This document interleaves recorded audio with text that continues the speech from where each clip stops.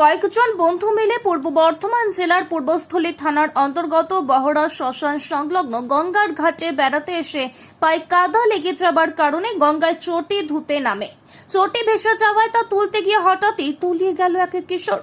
24 ঘন্টা পেরিয়ে গেলেও এখনো নিখোঁজ কাটুয়া থানার অন্তর্গত গাজীপুর এলাকার বাসিন্দা দেবরূপ বন্দ্যোপাধ্যায়, বয়স 15 বছর।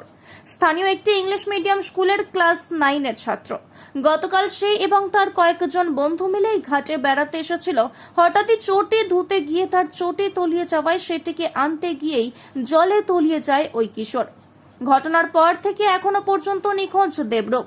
পূর্বস্থলী থানার পুলিশ এবং স্থানীয় ডুবুরি ও ডিজাস্টার ম্যানেজমেন্টের কর্মীরা নিখোঁজ ওই ছাত্রের খোঁজ চালাচ্ছে। পূর্ব বর্ধমান থেকে ব্রজদাসের রিপোর্ট, বার্তাকার। আমার ভাইপো।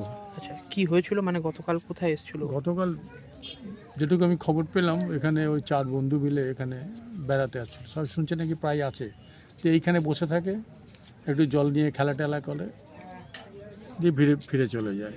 কালকে এরকম করতে গিয়ে চটিটা খুলে যায়, চটিটাকে নিতে গিয়ে হটকে পড়ে যায়। আচ্ছা, আর ওই বাকি যারা বন্ধু তারা? বাকিরা চেষ্টা করেছিল ওকে বাঁচানোর, কিন্তু পারে নাই।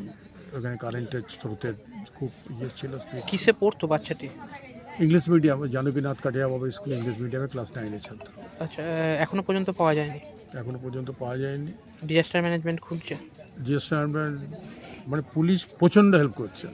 আচ্ছা, পুলিশ, কারণ আমার ছেলে ক্যালকাটা হাইকোর্টে আছে, ও ওইখান থেকে ট্যাগ করেছে, দিয়ে আমাদের 7 ব্যাটালিয়ন আসানসোলের যে ডিজাস্টার ম্যানেজমেন্ট আছে তারাও চলে এসছে এখানে কাজ করতে আসানসোলে, প্লাস বর্ধমানের টিমটাও আছে, প্লাস কাটোয়ার টিমটাও আছে।